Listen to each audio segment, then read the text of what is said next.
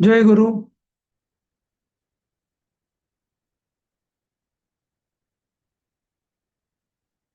जय गुरु. जय गुरु sir. हाँ. अ,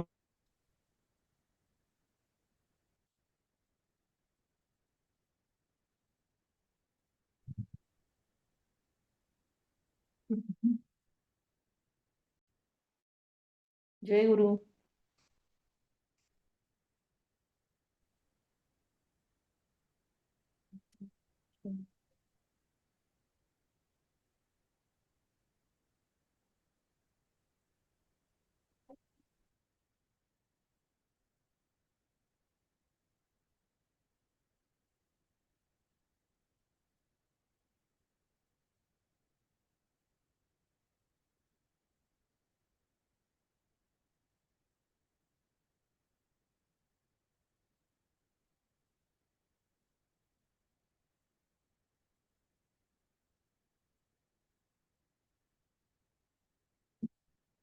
आवाज येत नाहीये सर. म्यूट आहात का?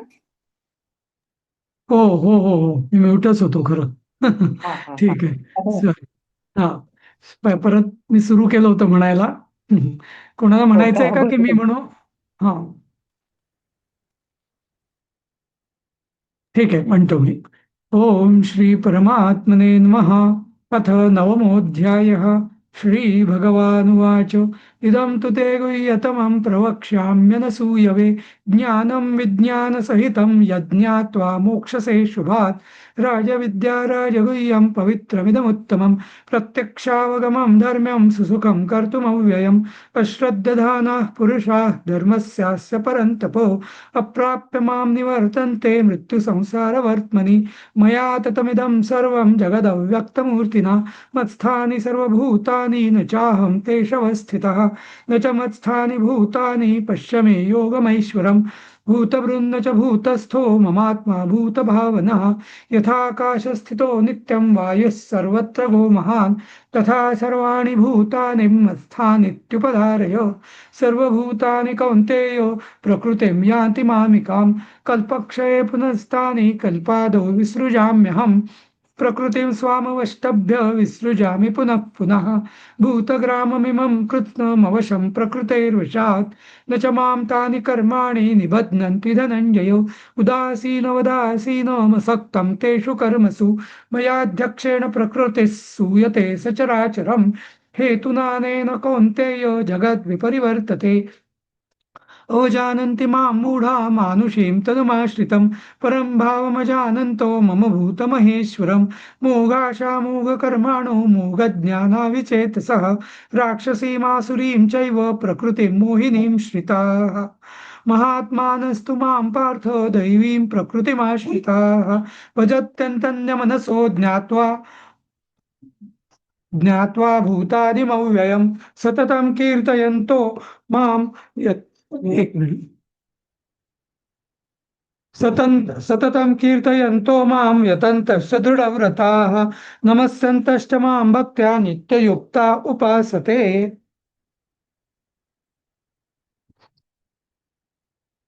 अ, ज्ञानयज्ञेन पृथक्त्वेन ज्ञानयज्ञेन चाप्यन्ते यजन्तो मामुपासते. एकत्वेन पृथक्त्वेन बहुधा विश्वतो मुखम्. अहं क्रतुरहं यज्ञः सदाहमहमौषधम्. मन्त्रोऽहममेवाज्य महम् अग्निमर्हं हुतं. पिताहमस्य जगतो माता धाता पितामहः. वेद्यं पवित्रमोङ्कार ऋक्साम यजुरेव च. गतिर्भर्ता प्रभुः साक्षी निवासः शरणं सुहृत्.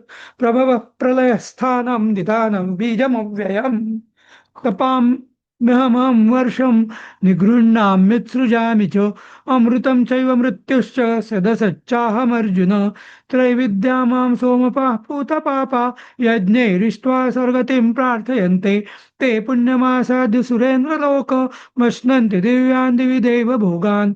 ते तं भुक्त्वा स्वर्गलोकं विशालं क्षीणे पुण्यमर्तलोकं विशन्ति. एवं त्रयी धर्ममनुप्रपन्ना गतागतं कामकामा लभन्ते. अनन्य अनन्याश्चिन्तयन्तो मां ये जनाः पर्युपासते तेषां नित्याभियुक्तानां योगक्षेमं वहाम्यहम् येऽप्यन्यदेवता भक्ता यजन्ते श्रद्धयान्विताः तेऽपि मामेव कौन्तेय यजन्त्यविधिपूर्वकम् अहं हि सर्वयज्ञानां भोक्ता च प्रभुरेव च न तु मामभिजानन्ति तत्त्वेनातश्च वन्ति ते यान्ति देवव्रता देवान् पितॄन् यान्ति पितृव्रताः भूतानि यान्ति भूतेज्या यान्ति मद्याजिनोऽपि माम् पत्रं पुष्पं फलं तोयं यो मे भक्त्या प्रयच्छति तदां भक्त्युपहृष्टम् अश्नामि प्रयतात्मनः यत्करोषि यदश्नासि यज्जुहोषि ददासि यत्तपस्यसि कौन्तेय तत्कुरुष्व मदर्पणम् फलैरेवं मोक्षसे कर्मबन्धनैः संन्यासो योगयुक्तात्मा विमुक्तो मामुपैष्यसि समोऽहं सर्वभूतेषु न मे द्वेष्योऽस्ति न प्रियः ये भजन्ति तु मां भक्त्या मयि तेषु चाप्यहम् अपि चेत् सुदुराचारो भजते मामनन्यभाक् साधुरेव समन्तव्यः सम्यग् व्यवसितो हि सः क्षिप्रं भवति धर्मात्मा शश्वच्छान्तिनिगच्छति कौन्तेय प्रतिजानीहि न मे भक्तः प्रणश्यति मां हि पार्थ व्यपाश्रित्य येऽपि स्युः पापयोनयः स्त्रियो वैश्यास्तथा शूद्रास्तेऽपि यान्ति परां गतिम् किं पुनर्ब्राह्मणाः पुण्या भक्ता राजर्षयस्तथा अनित्यमसुखं लोकमिमं प्राप्य भजस्व मां मन्मना भव मद्भक्तो मद्याजी मां नमस्कुरु मामे वैश्यसि युक्त्यैव मामात्मं मत्परायणः ओम तत्सदिति श्रीमद्भगवद्गीतासूपनिषत्सु ब्रह्मविद्यायां योगशास्त्रे श्रीकृष्णार्जुनसंवादे राजविद्यायोगो नाम नवमोऽध्यायः श्रीकृष्णार्पणमस्तु. हे 6 श्लोक झाले होते ना मला वाटतं. हो सर. हा, आकाश आणि वायू याचं एक छान त्यांनी उदाहरण म्हणजे कृष्णानेच दिलेलं आहे की वायू एवढा मोठा सगळीकडे फिरत असतो, गोंधळ घालत असतो, पण तरी जसा वायू आकाशात स्थिर असतो तो आकाशाला विचलित करू शकतो का? अजिबात नाही, नाही का? आकाश हे त्याच्यापेक्षा खूप मोठं आहे. तसंच म्हणजे सगळ्या जीवांनी किती उड्या मारल्या तरी ते सगळे माझ्यामध्ये स्थित आहेत, ते काही मला विचलित करू शकत नाही असं. तर हे आकाश आणि वायू हे एक छान उदाहरण आहे. परमात्म्यामध्ये परमात्म्याचेच अंश ज्यांच्यात आहेत अशी सगळी भूत म्हणजे त्याच्या सर्वव्यापित्वामध्ये कसे राहतात तर ते आकाश आणि वायू याचं उदाहरण आहे. म्हणजे त्या वायूचं उदाहरण या दृष्टीने पण चांगलं आहे कारण जसं वायू एका ठिकाणी वादळ असतं, एका ठिकाणी चक्रीवादळ असतं, एका ठिकाणी शांत हवा असते. म्हणजे वायूचे एकच वायू नसतो, सगळ्या पृथ्वीमध्ये एकाच प्रकारचा एकच वायू आहे का नाही, वेगवेगळ्या ठिकाणी वेगवेगळ्या प्रकारचे वायू वाहत असतात. पण तरी आकाश जे आहे ते मात्र अशा सगळ्या प्रकारच्या वादळांना वायूंना ते धारण करून असतं, पण ते स्वतः मात्र किंचितही विचलित होत नाही असं, नाही का? असं हा त्यांनी छान स्वतः कृष्णानेच एक छान दृष्टांत दिलाय की ज्याने आपल्याला अजून कुठल्या याला दृष्टांताची गरजच राहत नाही की परमात्मा किंवा सर्वव्यापी ब्रह्मामध्ये अगदी जे मर्यादित स्वरूपाची सगळी भूत ही कशी राहतात असं, नाही का? सर्वभूतानि कौन्तेय प्रकृतिं यान्ति मामिकां कल्पक्षये पुनस्तानि कल्पादौ विसृजाम्यहम्. 7वा श्लोक. तर आता हे कौन्तेया, कुंती पुत्रा, कल्पक्षये. कल्पक्षये म्हणजे काय? तर ब्रह्मदेवाचं 100 वर्षाचं आयुष्य म्हणजे एक कल्प, बरोबर? आता आणि या कल्पानंतर तसा प्रत्येक युगानंतर चतुर्युगानंतर प्रलय होत असतो, पण जेव्हा कल्पच संपतो म्हणजे तो ब्रह्मदेव सुद्धा संपतो. असा. आणि ब्रह्मदेवाच्या एका दिवसात 1000 चतुर्युग होतात आणि असे त्याचे 100 वर्षाचं आयुष्य आणि त्याच्यानंतर कल्प. तर जेव्हा हा कल्प संपतो तेव्हा सगळी भूत ही मामिकाम प्रकृतीम यांती. हा. तर ही सगळी भूत जी असतात ती मामिकाम प्रकृतीम. तर गीतेमध्ये ना हे मामिकाम, मामकम ही छान नाव आहेत. म्हणजे संस्कृतला जसं धृतराष्ट्र पहिल्या विचारतो मामकाम म्हणजे माझी मुलं आणि पांडवा असं. तसं मामिकाम माझी प्रकृती. अर्थात ही हे कृष्ण सांगतायत की ही सगळी भूतं काय करतात. हा सगळा कल्प संपला म्हणजे साक्षात ब्रह्मदेव पण गेला. हं? मग आता हे काय करतात ही सगळी भूतं. तर ती सगळी मामिकाम प्रकृतीम यांती. म्हणजे माझ्या प्रकृतीमध्ये. आता माझी प्रकृती म्हणजे काय. तसं त्याचं जे परमेश्वराला त्याने आधीच सांगितलेलं आहे ना की मला माझ्या 2 प्रकारच्या प्रकृती आहेत. एक म्हणजे पराप्रकृती, बरोबर, आणि दुसरी अपराप्रकृती. हम्म. तर त्या अपराप्रकृतीला ते प्राप्त होतात म्हणजे त्यात सगळे लीन होऊन जातात. हम्म. आणि नंतर पुन्हा पुन्हा कल्पादौ, पुन्हा जेव्हा नवीन कल्पाचा प्रारंभ होतो, नवीन ब्रह्मदेव निर्माण होतो. हम्म. आणि मग तो म्हणजे असं म्हटलं जातं की परमात्म्याला जेव्हा बहुश्याम प्रजा येय अशी जेव्हा एक म्हणजे एकटेपणाचा कंटाळा येतो आणि त्याला बहुश्याम म्हणजे कोणीतरी, जसं आपण नाही का एकटा असतो तर आपण कंटाळतो कोणीतरी गप्पा मारायला काही हे करायला वगैरे.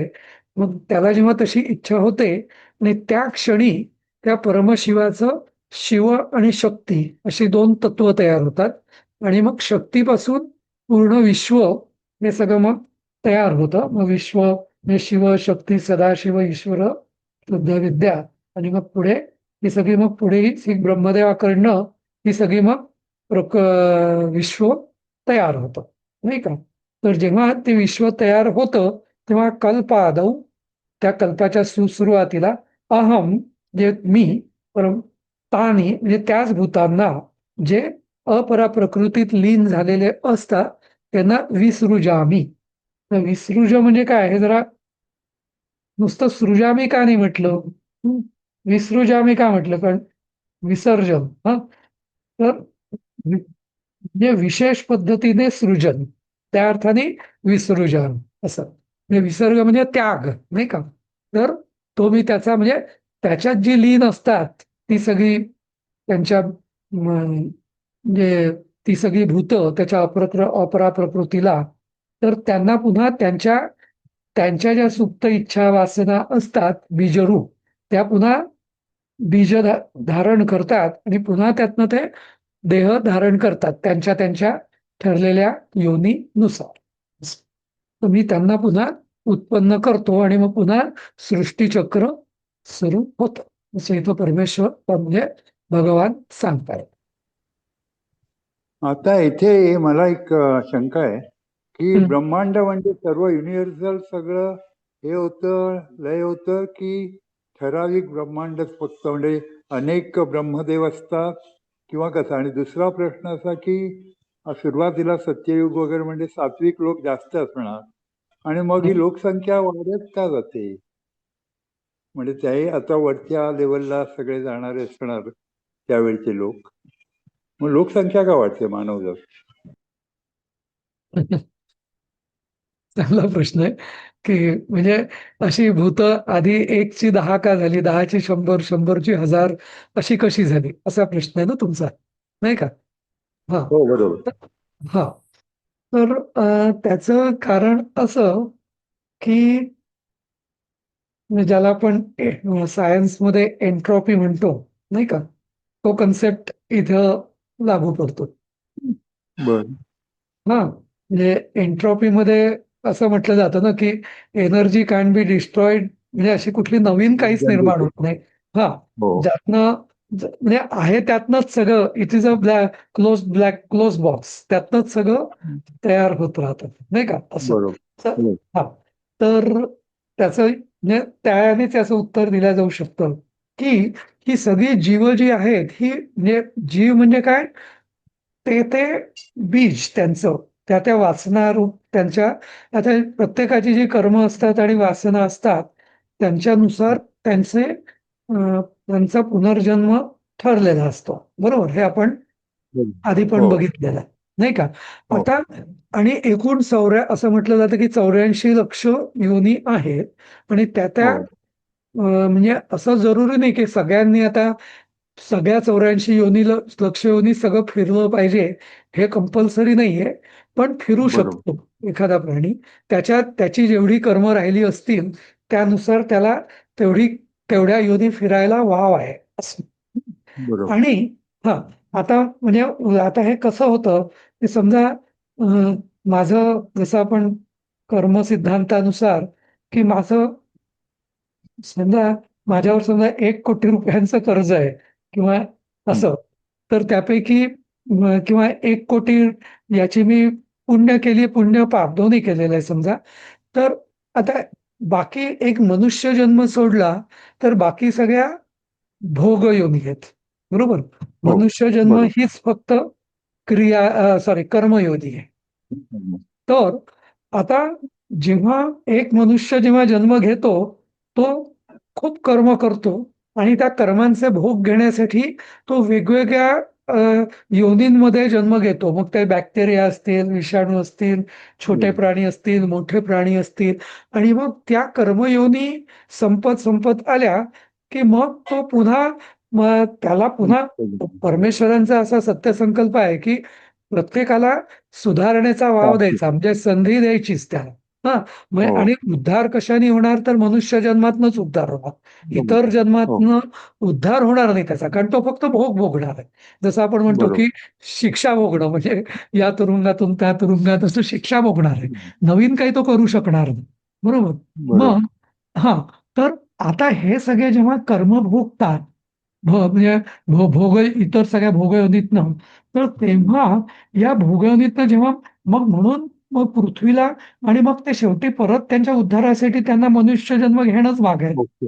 बरोबर, बरोबर. हा, पण असं म्हटलं जातं की ती जी जीवसंख्या आहे ती म्हणजे हां. अशा रीतीने ते फिक्स राहते असं, म्हणजे बरोबर. ते म्हणजे आपल्याला दिसत नाही. हा हा, म्हणजे डार्विनचा जो उत्क्रांतीवाद आहे तो इथे लागू नाही.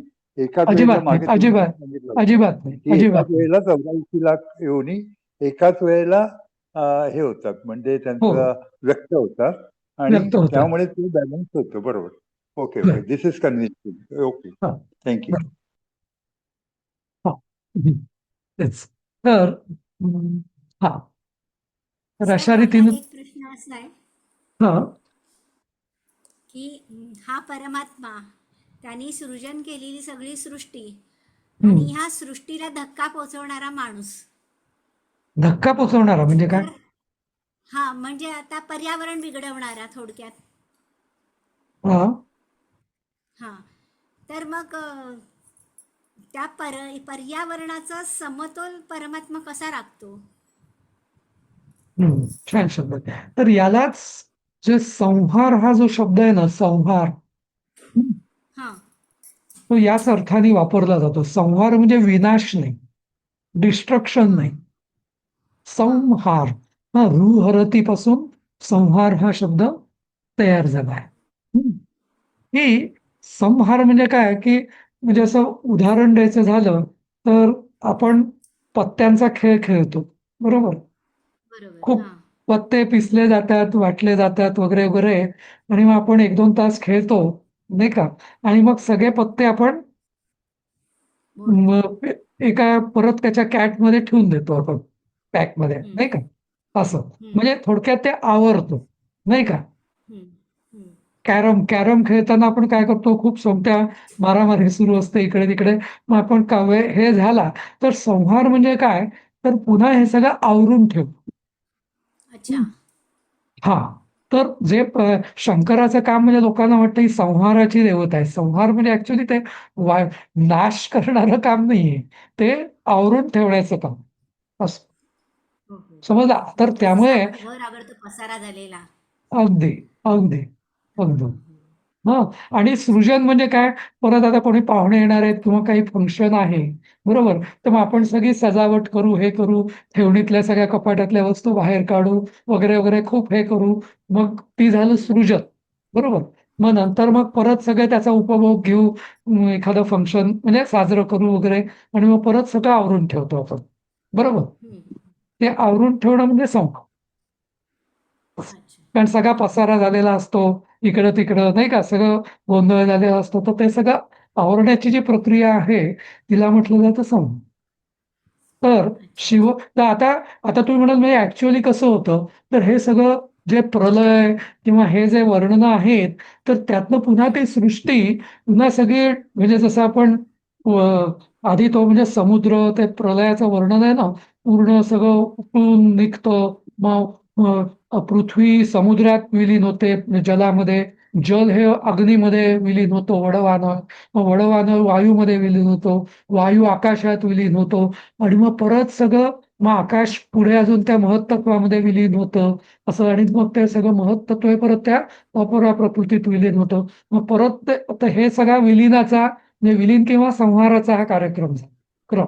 मग परत हे जेव्हा उलट होतं तेव्हा मग जे सांगितलेलं आहे की पुन्हा मी कल्पाच्या आधी परत मी याचं विसृजाम्य म्हणजे सृजन करतो. मग परत हळूहळू हळू सृष्टी असते. जसं आपण बघतो किंवा आधी काहीच नव्हतं. मग पृथ्वीवर पाणी आलं, मग पाण्यात जीव आले, मग जीवात म्हणजे जे काय म्हणू आपण तसं मग अगदी छान सुंदर पृथ्वी परत अशी छानपैकी तयार होते. मग परत लोक गोंधळ करतात नाही का आणि मग पुन्हा सगळं हं. असं तर हे चक्र सर सुरू राहतं. सर, खांडवन दहन हे त्याचंच एक आहे काय? म्हणजे अ, एका एका नवीन अर्थात एका अर्थाने म्हणता येईल कारण शेवटी काय ना की हे सगळं आपल्याला वाटतं की वन दहन करणं म्हणजे फार वाईट गोष्ट आहे. पण आता म्हणजे मी अ, नागांची नागांची गोष्ट आणि मला आठवतं नाही मी अमेरिकेत गेलो होतो 15-20 वर्षापूर्वी. तर हं, मी ज्या IT कंपनीत काम करत होतो तर तिथनं तिकडे अशा ना लाकडाच्या अशा कंपन्या होत्या म्हणजे फर्निचरच्या मोठमोठ्या हा कदाचित हा हं, तर त्या ना प्रचंड त्यांनी अशी आफ्रिकेतली कॅनडातली साऊथ अमेरिकेतली असे मोठमोठे जंगलं विकत घेतलेली आहेत. पण त्यांचं म्हणणं याला काय म्हणजे आपल्याला वाटतं की 4 झाडं तोडली म्हणजे काय झालं वगैरे पण तिथे तर ते लोकांना पाहिजे आहे. म्हणजे कारण हं, ती वनं एवढी अफाट आहे की ती म्हणजे त्याचं करायचं हं, काय उलट जसं आपण एक रोपांची जशी छाटणी करतो बरोबर नाही का हं, किंवा उदाहरणार्थ जशी आता आपण पिकं धान्य काढतो शेवटी मग धान्य म्हणजे काय तसं म्हटलं तर तो विनाश आहे पण त्याला आपण विनाश समजतो का नाश समजतो का किंवा हं. पर्यावरणाचा हे समजतो का आपण नाही ना कारण हे शेवटी नाही. सृष्टी चक्र आहे असं हं, हं, हा उगीच हं, कोणाचा म्हणजे अकारण काही नाश म्हणजे अकारण कशाचा नाश करणं हे चुकीचंच आहे आणि ते कुठल्याच धर्माला संभव नाही पण चांगल्या हेतूने म्हणजे जसं चांगला हेतू म्हणजे नाही. कुठला की मला आता नगर नगर पण वसवायचं आहे हा तर नगर वसवण्यासाठी तुम्ही काय जंगल तोडल्याशिवाय सखल जमीन तशी कशी मिळणार तुम्हाला नाही का असं हं, हं. आणि मनुष्य आलाय म्हणलं ते जे जे कर्म आहे किंवा म्हणजे आता आपल्याला वनस्पती किंवा हे जे आहे ते खायला लागणारच आहे भाजी किंवा हे म्हणा हो सर्व आणि शेवटी हे झालं. निसर्ग चक्र आहे म्हणजे ते वाघ म्हणजे प्राण्यांना खाणार हा झालं. तसं पाप हा म्हटलं तर होणारच. हो हं, हं, हं. असं. चालेल सर मला एक विचारायचंय की हा बोला 84 लक्ष योनीतनं आपल्याला मनुष्य जन्म येतो ना मग या 84 लक्ष योनी या हं. 100 वर्षाच्या कल्पामध्येच असतात का? नाही 100 वर्षाचा एक कल्प आहे त्याच्यामध्येच या 84 लक्ष योनी असतात का? 100 वर्ष ब्रह्मदेवाचं आयुष्य हं? आपलं हा नाही हा ओके आपलं नाही हो त्याच्या एका कल्पामध्ये हे होतात का मग? नाही नाही, पण मी तेच सांगत होतो की आपल्याला असं नाही की आता सगळ्या योनी, प्रत्येक जीवाला सगळ्या योनी फिरावंच लागेल असं नसतं. Okay, those are the options available. मग आपल्या आपल्या कर्मामुळे आणि आपल्या आपल्या वासनेमुळे जे जे आपल्या कर्माचा जो भोग भोगायचे आहे, त्यानुसार त्या त्या योनी आपल्याला आपल्याला म्हणजे प्रत्येक जीवाला भोगायला लागतं असं. प्रत्येकाला उरलेल्या सगळ्या आता 83 लक्ष 9,000 काय 99,999 योनी भोगाव्या लागतीलच असं नाही, परत मनुष्य जन्म घेण्यासाठी. हम्म. नाही का?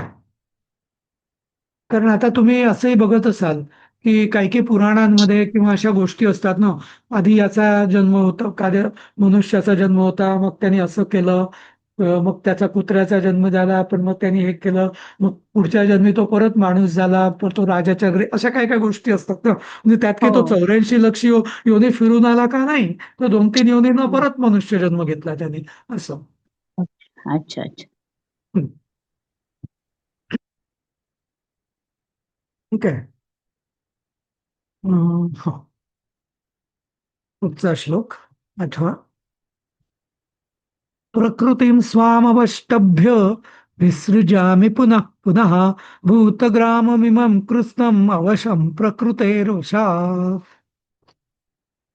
तर त्या स्वाम प्रकृतीम अवष्टभ्य. हम्म. तर आता ती जी प्रकृती आहे, अपरा प्रकृती, हं, तर तिला अवष्टभ्य म्हणजे ती पूर्ण कोणाच्या नियंत्रणात आहे? परमात्म्याच्याच अर्थ. आणि प्रकृते हे वशात अवशम. हं. आता इथे आता त्या प्रकृते हे वशात म्हणजे काय, की ज्या जीवाचं जी जी जे जे जी जी वासना असेल, वासना आणि कर्माचा परिपाक असेल, की ज्याला स्वभाव असं म्हटलेलं आहे. हा, त्यामुळे प्रकृते हे वशात म्हणजे त्याच्या त्याच्या त्या त्या बीज, म्हणजे त्याची जी बीज आहेत त्यानुसार अवशम. आणि तो जीव अवश का झालेला आहे? कारण तो कर्मचक्रात फसलेला आहे म्हणून. म्हणून त्याला अवशम म्हटलेलं आहे. इथे अवशम म्हणजे वश आणि अवश, म्हणजे हा नंग तत्पुरुष समास नाहीये बरं का. इथे अवशम म्हणजे परतंत्र, हाच अर्थ आहे. हा, मग या सगळ्या जीवांना, की ज्यांची सगळी बीज त्या सगळ्या म्हणजे आपापल्या प्रकृती आणि स्वभावानुसार, वासनेनुसार ती सगळी त्या अपरा प्रकृतीत लीन झालेली होती, तर त्यांना इमम कृत्स्नम भूतग्रामम पुन्हा पुन्हा विसृजामी. आणि मग त्यांच्या त्यांच्या म्हणजे कर्मानुसार, असंच म्हणूया आपण, कर्मानुसार वासनेनुसार भूतग्रामम, भूतग्राम म्हणजे हा सगळ्या प्राणीमात्रांचा समूह, त्याला मी पुन्हा उत्पन्न करतो. विसृजामी म्हणजे उत्पन्न करतो. समजलं? म्हणजे मी आता प्रकाशजींना सांगितलं होतं की त्या त्या वासनांनुसार ती जन्म आता परत त्यांचं चक्र सुरू झालं. आणि हे चक्र का सुरू झालं? तर याचं आध्यात्मिक दृष्ट्या 2 कारण आहेत. की जसं आपण म्हणतो ना, की आपण स्वतःलाच अज्ञानी समजतो, आपण स्वतःलाच परतंत्र समजतो. मी असं केलं म्हणजे असं होईल, म्हणजे मी स्वतंत्र नाहीये, मी कर्माच्या अधीन आहे, असं आपण म्हणजे प्रत्येक जीवानी स्वतःची ठाम समजूत करून घेतलेली असते. हं? आणि त्यामुळे आपण कर्माचा बांध लागतो आपल्याला. वास्तविक पाहता प्रत्येक जीव हा स्वतंत्र आहे, बरोबर. पण अज्ञानाने आणि या मायेच्या आवरणामुळे आपण स्वतःभोवती आपलं आवरण आपणच घालतो आणि आपल्याला परतंत्र करतो. हं. आणि त्यामुळे आपण परतंत्र झालेलो आहे, आणि म्हणून आपल्याच योजनेनुसार आपण पुन्हा जन्म घेतो असं. आणि म्हणजे अम, सगळं म्हणजे हे सगळं म्हणजे चक्र परमेश्वर स्वतः इथं काहीच इंटरफिअर करत नाही. हं. सगळं अं, म्हणजे एक कसा आपणच ठरवलेलं असतं. आपणच ठरवलेलं असतं. जसं तुम्हाला मी उदाहरण दिले असं, की एक अशी कल्पना करा, की एखाद्या बॉक्समध्ये डब्या म्हणजे चौकोनी मोठ्या याच्यामध्ये 100 उंदीर ठेवलेले आहेत. हं. आणि थोडंसं असं खाणं तुम्ही वेगवेगळ्या कोपऱ्यांवर ठेवलेलं आहे त्यांचं. हं. आणि खाणं पुरेसं आहे, कमी नाहीये. हं. सगळ्या उंदरांना पुरेल एवढं खाणं आहे. पण तरी काय काय होईल तुम्ही जर जरा वेळाने त्यांना सोडलं तिकडे आणि काही वेळाने जाऊन बघितलं, तर काय होईल? सगळे उंदीर गोंधळ घालतील, अर्ध्या किंवा जास्त अन्नाचा नासाडा करून एकमेकांचा धुळदाण करतील आणि कोणीच सुखी राहणार नाही का? बरोबर ना? तर तसंच आपलं होतं. म्हणजे वास्तविक पाहता म्हणजे आपणच आपल्या कर्माने आपण मरतो आणि त्याची फळं भोगतो असं. खरंय. हं. हं. तर तसं हे म्हणजे आपली गत ही त्या उंदरांसारखीच आहे थोडक्यात म्हणजे. नाही का? तसं. तर आणि मग इथे मग आता परमेश्वरच म्हणता म्हणजे असं कोणाला वाटेल की अरे हे सगळं आता म्हणजे इतका परमेश्वर निष्ठुर कसा? हं, की सगळ्यांना उगीचच सगळे भोग भोगायला लावतो. हं. असं कोणाला वाटू शकतं, की एवढं सगळं हा का भानगडी करतो आणि सगळ्यांना एवढे भोग आणि सगळा त्रास का भोगायला लागतो? सगळ्यांना करून टाक ना उद्धार. सगळ्यांना आपला आनंदात ठेव. नाही का? जसं आपण म्हणायचो, की सत्ययुगामध्ये सगळी माणसं, सगळे जे होते, धर्माचे जेव्हा चारी पाद होते, तेव्हा सगळे जीव सुखात आनंदात होते. कोणी खोटं बोलत नव्हता, कोणी कोणाला त्रास देत नव्हता, वगैरे, वगैरे, वगैरे असं. हं. तसं कायम ती ती व ते कायम का होत राहत नाही, तशी अवस्था. हं. तर आता पुढचा श्लोक. हं. न च मां तानि कर्माणि निबध्नन्ति धनंजय उदासीनवदासीनम् असक्तं तेषु कर्मसु. तर आणि हे धनंजया, हा, हे अर्जुना, तानि कर्माणि. हं. आता ती कर्म कोणाची आहेत? माझी नाही आहेत. ती त्यांचीच आहेत. उदासीनवत आसीनम. हं. तर आसीनम म्हणजे बसलेला. म्हणजे आसनाधिष्ठ असलेला. कसा मी आसनाधिष्ठ कसा बसलेलोय? उत आसीनवत. उत आसीनवत म्हणजे अगदी असं एखाद्या शिखरावरती दूर असा अलिप्तपणे असा आम्ही बसलेलो आहे. त्यांच्या कर्मामध्ये मी अजिबात ढवळाढवळ करत नाही. तो सगळा त्यांचा खेळ आहे. जसं म्हणजे मी उंदरांचं उदाहरण दिलं, त्या उंदरांचं जे काय होतं त्याला आपण आपल्याला जबाबदार धरू का? नाही. पण तो सगळा त्यांनीच स्वतःची म्हणजे हे केलेलं आहे. एक शांतपणे ते जर राहिले असते तर प्रत्येकाला खाणं व्यवस्थित मिळालं असतं. पण तसं ते करत नाहीत आणि आपण उदासीन असतो त्यांच्या बाबतीत. आपण फक्त मजा बघत असतो, नाही का? म्हणजे मजा म्हणण्यापेक्षा आपण दुरून निरीक्षण करत असतो फक्त, नाही का? तर परमेश्वर जो आहे तो उदासीनवत आसीन तेषु कर्मसु आसक्तम असक्तम. तर त्यांच्या कर्मामध्ये मला अजिबात मी पडत नाही. हं. आणि त्यामुळे त्यामुळे ती जी कर्म असतात त्यांची कर्म ती मला कधी हे करत नाहीत. काय निबध्नन्ति. मला कधी तो अफेक्ट करत नाही किंवा मी त्यांच्यात कधी पडत नाही. कारण का? की मी उदासीन आहे. मी कोणाची बाजू घेत नाही. हं.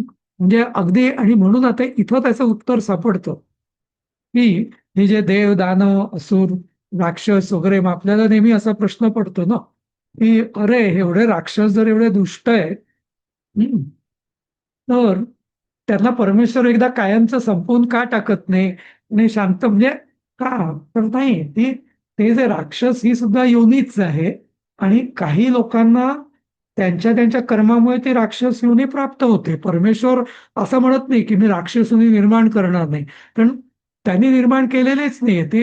ती ज्यांची वृत्ती जशी झाली आणि ज्यांच्या वासना ज्यांची कर्म जशी त्याचा जो परिपाक आहे म्हणून ते राक्षस योनीत जन्माला आले. असं आणि त्याचा दोष तुम्ही राक्षस का आले तर त्याचा दोष तुम्ही परमेश्वराला देऊ शकत नाही. असं त्यांनी सगळ्यांना उद्धाराचं स्वातंत्र्य आणि उद्धाराच्या संधी दिलेल्या आहेत, पण जीव जो असतो त्याला काहीतरी भलतंच कशाची भलत्याच याची इच्छा असते ना. असं तर त्यामुळे हे उदासीन हा जो शब्द आहे ना हा फार महत्वाचा इथं की आता ते शंकराचार्यांचे वगैरे बघा ते उदासीन आखाडे असतात. ते उदासीन आखाडे म्हणजे काय? उदासीन म्हणजे ते अलिप्त असतात संसारापासून, जे अलिप्त असतात असे साधू. म्हणून ते जे उदासीन आखाड्याचे जे साधू असतात ते कधी नगरात येत नाहीत. त्यांना नगरात येणं हे निषिद्ध असतं, कारण त्यांचं तो म्हणजे शंकराचार्यांनी 12 आखाडे तयार केले होते मला वाटतं. त्या 12 आखाड्यांपैकी एका आखाड्याचं नाव आहे उदासीन आखाडा. तर त्यांना नगरीमध्ये प्रवेश करणं निषिद्ध आहे, त्यांनी अलिप्तच राहायचं असं. त्यामुळे कारण जोपर्यंत या संसारापासून पूर्ण अलिप्त होत नाही तोपर्यंत त्यांना ते म्हणजे त्यांच्या दृष्टीने त्यांना पुढची जी स्थिती आहे ती प्राप्त होऊ शकत नाही, किंवा तेच त्यांचा जो योग आहे किंवा त्यांची तीच साधना आहे असं उदासीन आखाड्याची. आणि मग इथं शंकराचार्यांनी म्हटलेलं आहे की असं मलाच असं काही कर्माचा बाध होत नाही, तर तसंच कारण का की मी त्यात आसक्ती नाही, मला त्या फळाची इच्छा नाही. आणि असंच अजूनही कोणी जो करेल, जो जीव या संसारामध्ये कधी जो म्हणजे कशाची इच्छा ठेवणार नाही आणि कशात आसक्त होणार नाही आणि जो असक्त राहील असक्त, हा, तर तो सुद्धा माझ्यासारखाच होईल किंवा मला प्राप्त होईल असं परमेश्वर इथं सांगतो. तर हा कर्मसिद्धांत जे आपण म्हणतो तर त्याचं हे छान स्पष्टीकरण आहे. म्हणजे कोणाला कर्म बाधू शकतं आणि कोणाला बाधू शकत नाही. सर पण हे ज्ञान घेतल्याशिवाय कळत नाही हो. म्हणजे जोपर्यंत आपण हा अभ्यास करत नाही तोपर्यंत हे कर्माचा सिद्धांत वगैरे काही समजत नाही. आणि एक आपण नेहमीची आपली सवय किंवा ह्याच्याप्रमाणे कर्म करत राहतो आणि माणूस हा स्वतःसाठी जास्त बघतो, स्वार्थीपणाने काम करत असतो, नाही का? हे जेव्हा ज्ञान होतं तेव्हा त्याला समजतं की अरे आपण कसं वागायला पाहिजे आणि कसं नको. ते आहे. आणि दुसरं म्हणजे मला नेहमी असं वाटतं की एक वेळेनं वाईट कर्म सोडणं सोपं आहे. वाईट कर्म म्हणजे कारण ते माहिती आहे आपल्याला ते वाईटच आहे, बरोबर? म्हणजे वाईट आसक्ती सोडणं सोपं आहे, किंवा दारू सोडणं, सिगरेट सोडणं, अजून कसली व्यसनं सोडणं हे एक वेळ सोपं आहे.